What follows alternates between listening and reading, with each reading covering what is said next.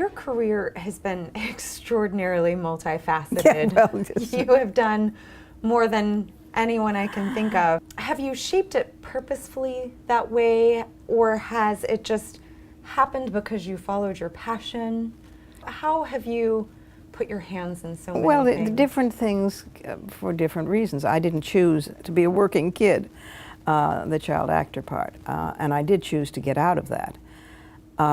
Writing I chose, or it chose me, but that became a passion very early on and still is, lifelong. And I always wanted to be a woman of letters. I wanted to write in different genres. Somehow, when I was about 12 or 13, I learned the phrase a man of letters, and it meant he did essays and novels and poetry and nonfiction, and I thought, wow, that's so cool. And so I wanted to be a woman of letters. And I have, in fact, written in all those different genres.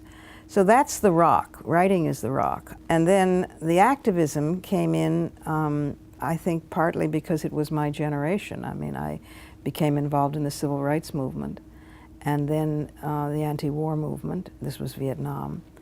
And then the birth of the women's movement this time around, this go-round. And that was so exhilarating and raging and inspiring, all the ings you can think of. And it also fed my writing, and vice versa, because I began to write out of women's experience in a way that poems had not been written before, using language that hadn't been written before. Menstrual, diaper. In the 60s, these did not make it into poems, so it was considered outrageous that you put them in a poem. So in a sense, the politics have fed the writing, and vice versa.